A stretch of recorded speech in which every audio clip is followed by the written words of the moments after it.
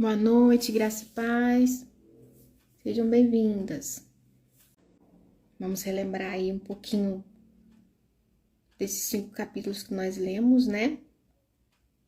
É do divórcio até a mentira. Eu vou procurar ser bem breve, tá? Não tomar muito tempo de vocês, para não ficar cansativo. Porque a maioria também leu comigo, então é mais para dar uma relembrada, né? Estão aqui a recapitulação dessa semana de leitura, tá? Lá no capítulo 13, que fala, no capítulo 14, perdão, que fala sobre o divórcio. Então, aqui o versículo que eu escolhi foi: a resposta calma desvia a fúria, mas a palavra ríspida desperta a ira. Provérbios 15, versículo 1. Então, aqui diz que quando nós somos tentados, o que vem à nossa mente é que nenhum dos problemas podem ser solucionados. Que não há mais solução para nada e que a única solução realmente é o divórcio. Mas Deus diz que a única maneira de salvar um casamento é quando ele é o centro desse casamento. É quando ele é a rocha na qual a casa a família é alicerçada. Então, quando os dois direcionam as suas necessidades para o Senhor, e não um para o outro, não o homem para a mulher e a mulher para o homem, um casamento consegue ser bem sucedido. Porque só Deus é capaz de suprir todas as nossas necessidades, inclusive as nossas expectativas, né? Muitas das vezes a gente coloca expectativa demais no outro, né? Fica esperando alguma coisa, receber algum reconhecimento, algo em troca, e não vem. E isso vai causando frustração. Então gera cobrança, gera discussão de ambas as partes, não só de um lado, mas de ambas as partes, né? Tanto do homem quanto da mulher. Todos têm defeitos, todos têm suas falhas.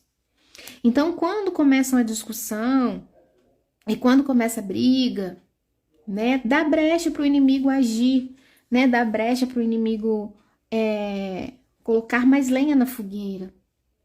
E aí, esse versículo, a resposta calma desvia a fúria, mas a palavra ríspida desperta a ira, é que quando nós respondemos de maneira mais branda, de maneira serena, a gente quebra a pessoa, né? Ou muitas vezes nos calamos, engolimos ali na hora, para depois, de uma maneira uma hora mais calma, poder conversar. A gente consegue quebrar a ira, mas quando a gente não tem autocontrole, quando a gente responde, né? Quando a gente tá sem paciência, quando a gente tá irado, muitas das vezes a gente fala palavras que não tem mais volta. E muitas das vezes só torna a situação pior. Porque em vez de ajudar, acaba só atrapalhando. O fato da gente sempre querer ter razão e achar que a nossa raiva, né, é justificada, a nossa ira é justificada pela raiva que a gente sente, só piora ainda a situação. Então, aqui diz que para ter cura no relacionamento, precisa os dois quererem, né, reconciliação, os dois quererem lutar em prol do casamento e os dois colocarem o Senhor como centro, como a base, como a rocha na qual o casamento deve estar firmado. Para que assim consiga ser curado as feridas, né? Consiga ser restaurado e liberto de muitas coisas e que não venha o divórcio a acontecer. Depois, no segundo capítulo, fala sobre a inveja. A inveja, eu escolhi esse versículo aqui, que é: não cobiçarás a casa do teu próximo, no 17. Aqui tá entre parênteses, né? Diminuir, né? Porque fala sobre várias coisas. Fala sobre a mulher do próximo, fala sobre o animal do próximo, fala sobre várias coisas, né? Lá na palavra em Êxodo 20. Então, aqui ele enxugou e colocou somente o exemplo da casa. Porque aqui a autora, ela usa também o exemplo da casa de uma pessoa que ela foi e ela não teve inveja da casa da pessoa, ela simplesmente sentiu admiração de que quando ela tivesse uma casa, ela gostaria de ter igual. fosse arejada daquela maneira, mas não necessariamente ter a casa daquela pessoa. Então, a inveja, ela faz a gente se sentir mal pelo outro. Ela faz a gente se sentir mal conosco porque o outro tem e nós não temos. E aí a gente acaba não dando valor naquilo que Deus já nos deu. A gente acha que Deus nos deu não é o suficiente. A gente está desprezando aquilo que Deus nos deu. E isso só faz mais mal para nós, porque além de nos trazer uma sensação ruim, uma angústia, uma sensação, né, mal para o nosso coração, por aquela pessoa ter algo e a gente não, está limitando as bênçãos de Deus na nossa vida. Então, a inveja ela só causa mal para nós mesmos, né? Causa mal para a pessoa, mas o maior mal é para nós mesmos que a sentimos. Então, a gente precisa confessar ao Senhor toda vez que vier algum pensamento, algum sentimento que a gente, né, se sinta mal pelo outro, que a gente se compare ao outro, que a gente acha que a gente gostaria de ter aquilo que é do outro. A gente, na verdade, fala que eu preciso, eu mereço o que eles têm. E dá um sentimento de aflição, descontentamento, um desejo doentio de ter as posses e as coisas que a outra pessoa tem. E nisso a gente está rejeitando aquilo que Deus nos deu, tira o bem-estar. E aí a autora ela coloca aqui a diferença entre inveja e admiração. Porque você pode ter inveja, que é esse sentimento ruim, e a gente pode ter admiração. A admiração é você querer ter também. É um dia você alcançar também aquilo que a pessoa tem, mas não querer ter aquilo que a pessoa tem, tomar aquilo que a pessoa tem. Então, quando você admira, você não sente algo ruim no coração. Você sente que aquilo é um exemplo para você, um incentivo para você, de uma esperança para você, de que se aquela pessoa pode, você também pode alcançar. De que um dia, se você lutar, correr atrás, você vai ter também. Mas no seu modo, na sua maneira, do seu jeito e não do jeito da outra pessoa, aquilo da outra pessoa. E essa é a diferença de admirar e invejar. Então a gente tem que sempre estar analisando dentro do nosso coração qual o sentimento que nós temos quando a gente olha o outro. A gente tem o sentimento de inveja que faz mal para nós mesmos, nós nos sentimos mal com aquilo. Ou a gente se sente feliz quando algo dá errado para aquela pessoa, que a gente inveja. Ou é somente uma admiração. Poxa, aquela pessoa é uma inspiração para mim. Eu quero um dia poder alcançar, ser tão bem quanto aquela pessoa. Mas como um exemplo, e não querer tomar aquilo que a outra pessoa tem. Então precisa de oração, confissão, né? Mudança de pensamento, toda vez que sentir, se pegar tendo esse pensamento, pedir perdão a Deus e mudar o pensamento, o foco, para poder tirar a inveja de dentro do coração. O outro capítulo 16, fala sobre o medo. Em Salmo 34, versículo 4, nos diz assim: busquei o Senhor e ele me respondeu, livrou-me de todos os meus temores. Então aqui, quando a gente teme, quando a gente tem medo, a gente acha que Deus não é suficiente. Ele não tem as coisas sob controle de suas mãos. Ele não é suficiente para proteger aquilo que nós temos ou aquilo que nós conquistamos. Então a gente tem medo de perder algo. E a gente acha que Deus não pode nos proteger. E que ele não tem tudo sob o controle das suas mãos. Então, o oposto do medo é a fé. Quando nós temos fé, nós conseguimos vencer o medo, seja ele qual for. Quando nós colocamos nossa fé no Senhor, de que Ele, né, tudo pode em nossa vida, a gente consegue vencer o medo, a gente consegue vencer nossas limitações, a gente consegue dar um passo à frente, não se deixar paralisar. Ainda mais quando a gente vê que existem dois tipos de medo. Um medo que nos protege e um medo que nos paralisa. O medo que nos protege é aquele que você sabe que se você for fazer alguma coisa, aquilo vai fazer mal para você. Como você botar o dedo na tomada, quando você for andar na beira de um barranco, você pode escorregar e cair. Então, quando estão certas coisas que você sabe que vai fazer mal para você e você faz, aquele medo ele tá te protegendo de fazer algo que vai trazer mal para você. Então, ele é bom, tá te protegendo. Mas quando o medo começa a paralisar você de fazer uma coisa boa, de conquistar algo, de ir adiante, né, de mudar para algo novo, algo que você sente insegurança, mas você sabe que se você passar por aquilo vai ser bom, você vai conquistar algo bom. Então esse medo ele é ruim, é o medo que nos paralisa. E esse medo nós temos que vencer pela fé no Senhor, de que o Senhor nos protege estar conosco todos os dias e nos ajudar. E ele fala na sua palavra muitos e muitos versículos para a gente não temer, né? Ser forte e corajoso. Então a fé é o que faz a gente vencer o medo.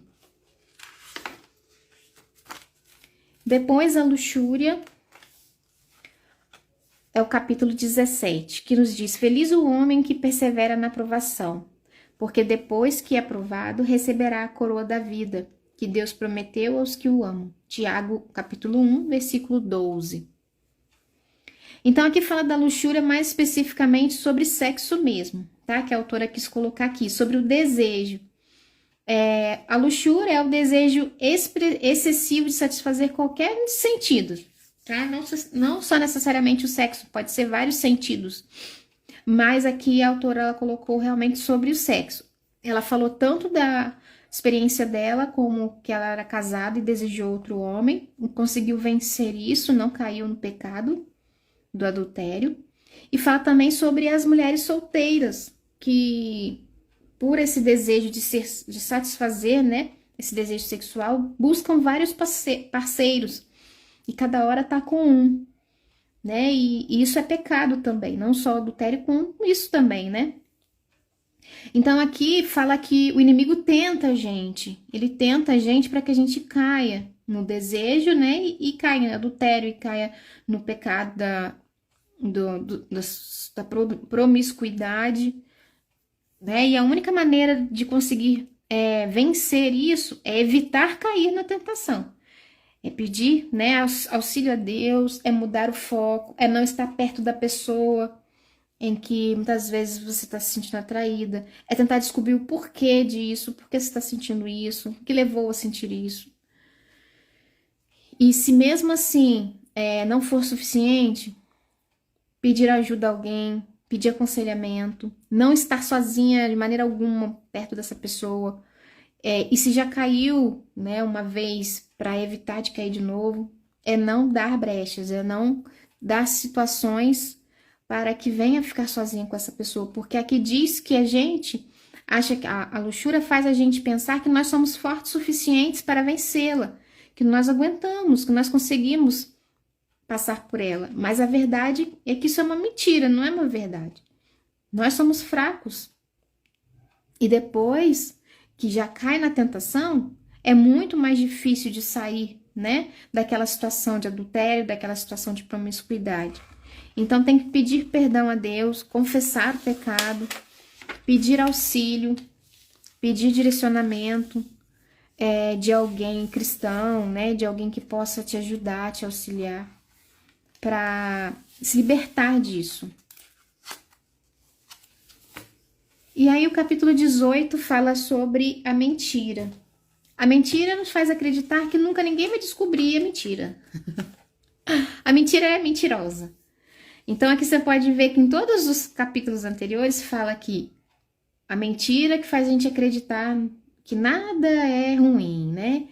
Nada tem problema, que todos os sentimentos que tem aqui são fáceis de dominar. É tudo uma mentira. Aí agora fala da mentira mais especificamente. O Senhor, ele odeia os lábios mentirosos, mas se deleita com os que falam a verdade. Provérbios 12, versículo 22. Então, o Senhor odeia lábios mentirosos. Quando nós mentimos, nós nos afastamos do Senhor. Nós tiramos a presença do Senhor da nossa vida. E como que nós vamos viver em comunhão com Deus se nós mentimos? Então, forma um muro, uma ponte entre nós e Deus.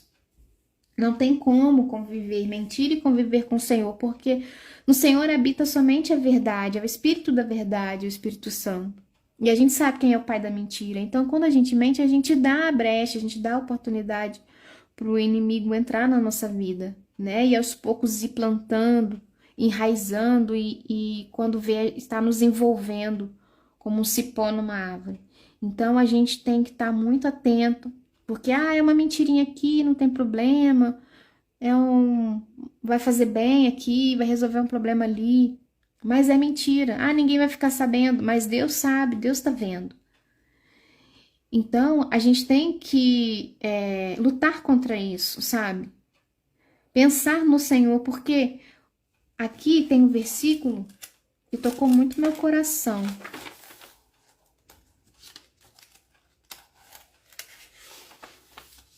O mentiroso não permanecerá na minha presença. Salmo 101, 7. Então, aqui o Senhor diz que o mentiroso não permanecerá na sua presença. Então, você vai tirar a presença do Senhor da sua vida. Então, quer uma coisa pior do que essa? Acho que pior do que ter que enfrentar, falar uma verdade, é perder a presença de Deus na nossa vida. Então, o quanto que é sério e o quanto é perigoso a mentira, né? E as pessoas que mentem e acabam acreditando na própria mentira. Tornam aquela ilusão, né, como verdade. Acabam ficando cegas e acham, né, vivem numa mentira, acham que a mentira realmente existe. Mas o Senhor sabe, né? Deus tudo sabe, nada fica escondido sobre os seus olhos.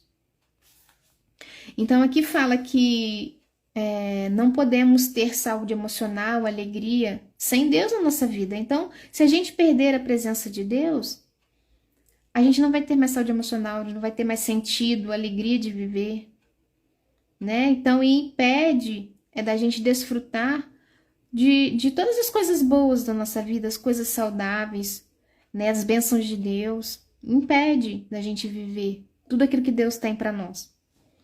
Então, esses foram os capítulos dessa semana. Eu procurei ser bem sucinta, bem objetiva aqui com vocês. Já estamos chegando na reta final aqui do livro. Na segunda-feira que vem nós já vamos encerrar.